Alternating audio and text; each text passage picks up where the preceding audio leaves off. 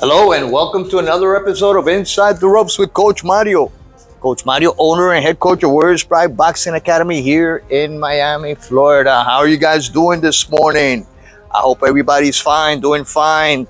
Well, guys, we had interesting Saturday. All right, let's start with the good, and then we're gonna end up with the bad, and then not so good, and what's laying ahead in the future for someone or something that might turn out positive or negative in this fighter's life. All right, we're gonna talk a little bit about that, but first I want to just say thanks to everybody that actually has logged in and subscribed to this channel. I really appreciate it. I had a really nice experience yesterday. I went to USA Boxing sanction event here in Homestead, Florida. Took two of my fighters. I got a 1-1, one victory and one loss, one defeat. We're gonna work with that defeat because my fighter, I don't know what happened. He kind of gassed out at the end of the fight, but he performed great. So shout out to Andrew Finlay, who won his fight. Shout out to AJ Jimenez, who came close to winning, had an excellent first round, and my assistant coach, Coach Paul, all right, and to my wife, Julia, who was present, and everybody else that showed up for that tournament. Thank you guys for everything. Thank you for the support. It is great to see some familiar faces there. I actually saw Victor, and he's one of my subscribers for this YouTube channel. It's funny, he came, he goes, "Hey, Coach Mario, I'm subscribed to your channel." So, it's a small world, guys. I also had a really nice experience, and some of the things that, why I'm living the dream. I had a guy tap me on the shoulder and say, "Hey, Coach, how's it going? Do you remember me?" And it's a young man, maybe in his early 20s. Well, this guy's turning pro, and he started training with me when he was maybe 12, 13 years old.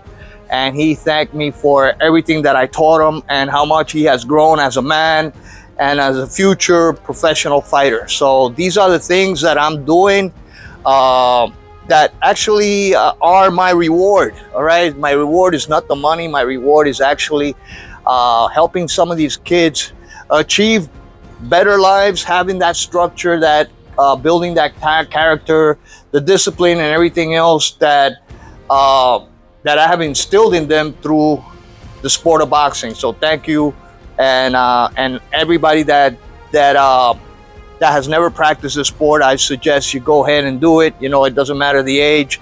It's going to give you a different perspective, and it's going to help you out in the long run in all facets of life, physical, mental, stress-free, everything else. All right, guys, so now we're going to talk about the sad part. That was the positive part. Sad part is what happened with Matias last night. All right? Everybody, and I mean everybody, 99% of everybody was choosing Matias to destroy and eliminate the Aussie threat of Paro. Yesterday, I was among those who actually gave Paro no chance, 0% chance of beating Matias.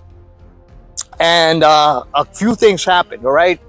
Matias was a favorite, I think 6-1, 7-1. So whoever bet on Paro made a shitload of money last night, guys. I know some of the comments here before when my predictions were coming out were some of the fans for Paro, and I want to tell you guys something about Paro. Listen, and I've said it before, you have to have respect for somebody as Paro, and I never disrespected him. I just truly believed in my heart, and these are people from all over the world who believe the same thing I do, that he had no chance, but he proved me wrong. He came with a great fight plan, and Subriel did not. Subriel did not listen to his corner. Subriel did not fight. Subriel had a lot of shortcomings yesterday, unlike what he usually is like. I mean, I'll tell you, and we're gonna break this down. Okay, we're gonna break this down one point at a time. His entrance to the fight was prolonged entrance.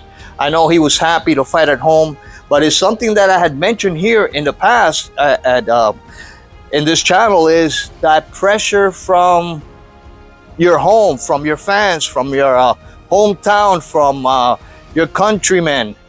That sometimes plays tricks on you, and I don't know if that affected Suriel Matias at all. And that's one of the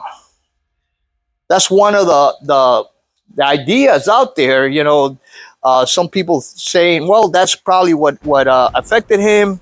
I'm not gonna say that. I'm just saying that it is like a damn curse, like a curse that happens to a lot of Puerto Ricans that go and fight at their home and are defeated when they do that. It is crazy. I mean, but it's happened before. Teofimo had the same result with Cambosos coming from Australia, from a guy that was, maybe not well known here in this part of the world. And the same thing with Liam Paro. He was not known in this part of the world, but guess what? Now everybody knows who Liam Paro is. Liam Paro had a plan, all right? And his plan worked out perfectly, all right? He did get hurt on several occasions. I mean, really hurt. And I actually believed the fight was going to end before the 7th round. There were a few instances where Suriel Matias connected really hard punches at the end of each round and was able to actually hurt Liam, where he went to the corner. I remember one instance that his corner was telling him, come on, man, you can do it. We work hard. Yeah, I have faith in you. And it looked like for a while there that Liam Paro was going to quit on the stool. But on contrast, Suriel Matias had no plan. I mean, his corner had a plan. But like I said in the previous episode, why does Suriel Matias wait 3 to 4 rounds to get started? Start getting hit by his opponent. That doesn't make any sense, guys. And I know it's worked for him in the past, but here you go. This is a good example of things that you have to change. Things that you have to change as you continue fighting. I had said it in the previous channel, in the previous episode. I had said Suriel should start from round number 1 being aggressor. All right, throwing punches, throwing combinations, cutting off the ring, and he didn't do so. He lost the first, almost the whole fight, in my opinion. He wasn't aggressive. He didn't throw punches, as many punches as he should. He didn't throw punches on the inside. He didn't follow his corner's instructions. Maybe he was overwhelmed by the crowd. That's one theory. Who knows? But the point that I'm trying to make is that no matter how long you've been in this game, and no matter how successful you have been in boxing, there's always somebody that's going to have your number. And this kid, Liam Paro, was able to throw combinations. He never hurt Matias. This guy doesn't have the power to hurt Matias. Matias, the punches didn't even phase him, kept him walking forward and forward and forward. But at the same time, Matias was not throwing anything. But one of the things that Liam Paro got away with, and I believe he should have been called out for this, is excessive holding and clinching and throwing combination and holding, and then moving, throwing combinations, holding and moving. All right, that was his strategy. Didn't let Matias get off. And now that sets like a blueprint on how to fight Matias. Now, Matias has 2 options, guys, and this is the way I see it. Okay, number 1, this demoralizes Matias as far as his status in front of the whole world. This actually, just dumps his value or lowers his value out in the market. He's no longer a champion. He's no longer holding a belt. He's no longer somebody that top contenders are going to want to fight, because he is dangerous. He's still dangerous. He can come back. He's got only 2 losses. They went the decision route. He's never been knocked down. He hasn't been hurt. All right? But I really seriously doubt that some of these guys would want to take on Subriel Matias now that he's no longer a champion. Why? Why would they risk it? They didn't want to risk it before. Now they're not going to risk it again. So that really hurts Matias' value out in the market a lot. It also hurts Matias in front of his people, his fans. He let everybody down. He let his people down. He said he was willing to die inside the ring. He said he was willing to, nobody's going to take his habichuela, like he said. And they did take his habichuelas. They did take his food off this table. They did. Liam Paro was able to outsmart him and beat him to the punch. Matias was I don't know, shell shocked. You want to say it? He was like not throwing punches at all, combinations. And this is something that really boggles the mind. In his post-fight conference, I saw Matias making some comments, answering some questions, saying basically that he had no excuses. Best man won. There's nothing he can think about that he could have changed. That he is an old fox and he knows what to do inside the ring. This time it didn't work. That although his corner tells him to do something, he does things his way. And that is something that I've always told my fighters. Listen to your corner. You don't want to listen to me, then go find another coach. That is really the job of a coach, is to tell you what he's seeing. And you following what your coach is saying, not doing the opposite. A lot of boxers think they know it all, and they think they can get away with their natural skills and everything else. And Matias thought he was going to do that, but he wasn't able to. Pandana High was telling him, listen, when you're in the clinch, throw body combinations inside, pop, pop, pop, pop, and then throw a hard punch. Don't let him hold you. Don't let him grab you. Throw more combinations. As the rounds kept on going by, my son, who was writing to me, texting, we were texting back and forth. He was saying, I'm not liking this, Dad. He's not doing shit. He's not throwing punches. And Matias did hurt, really hurt, Liam Paro on several occasions, but he didn't follow through. He didn't jump on his ass like he usually does. So let's see now. Let's talk a little bit now about what happens next for Subriel Matias.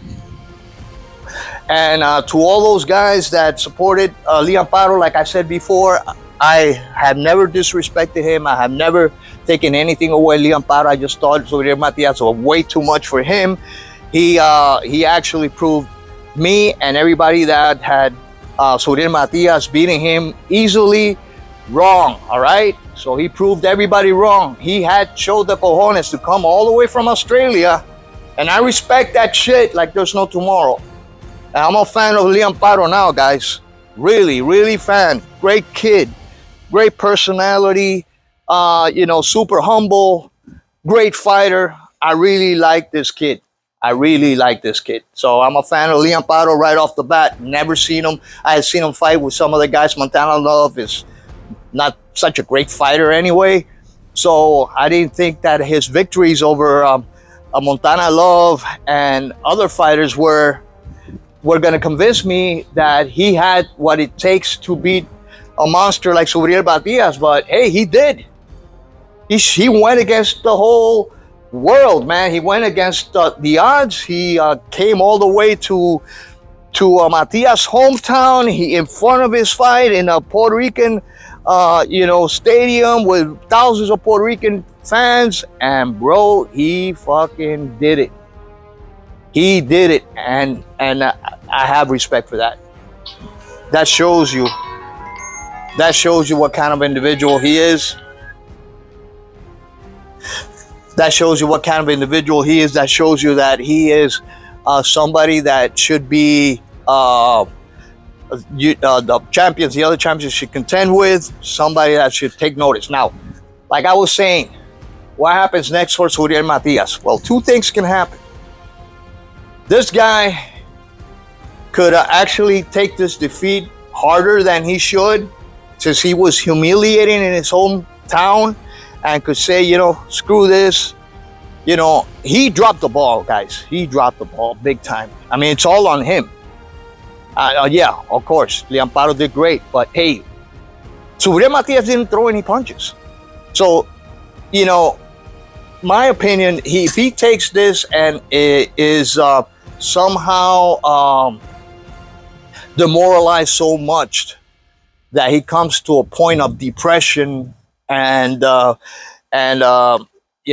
feels humiliated and in front of his people and everything else, he could just probably not give it 100% moving forward and just fight whatever fights he has with Eddie Hearn, 2-3 fights more.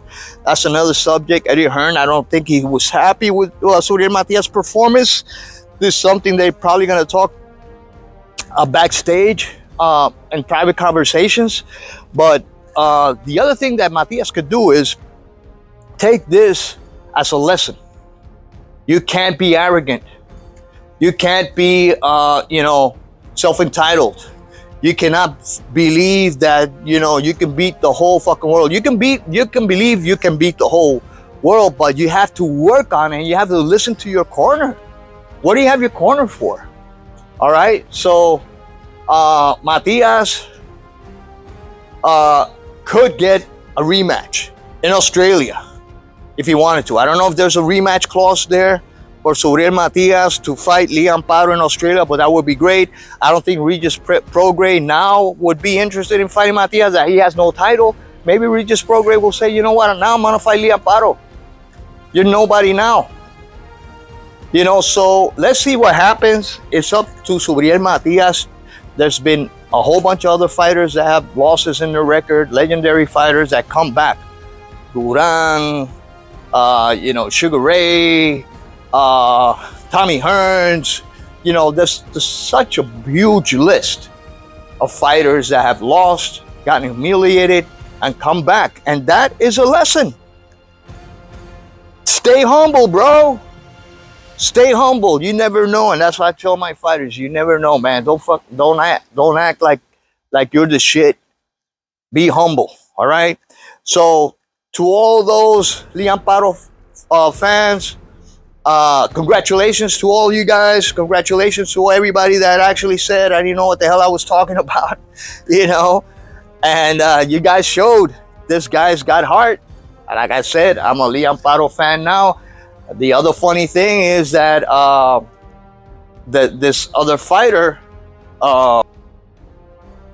Gary Antoine Russell, who had all knockouts, lost 2 against Puello.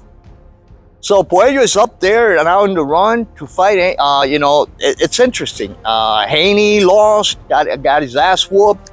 At least Matias did not get his ass whooped. At least Matias did not go down. I think he kind of gassed out a little bit at the end. Those clinching tactics that and the holding tactics that Liam Paro was using. I believe he once was a wrestler, something like that. It showed he was grabbing Matias. He was throwing combination, then grabbing Matias, and then moving outside, not letting Matias get off.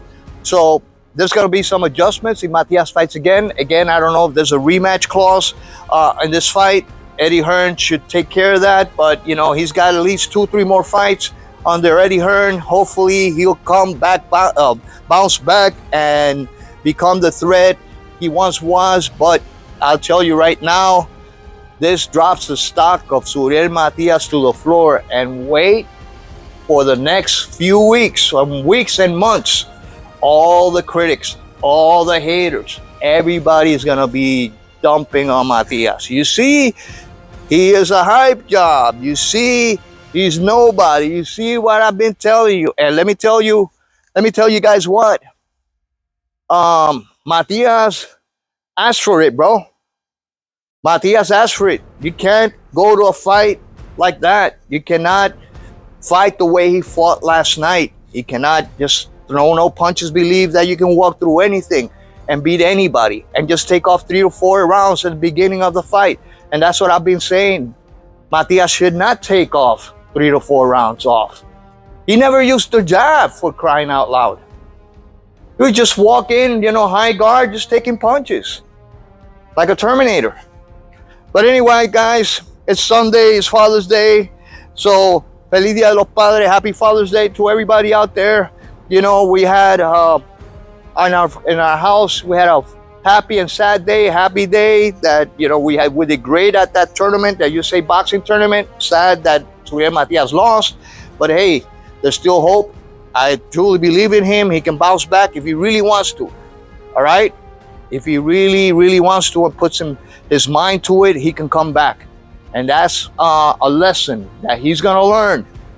Some people learn the hard way, some people learn the easy way. So hopefully he'll learn this lesson and continue on giving us all boxing fans great nights of exciting boxing.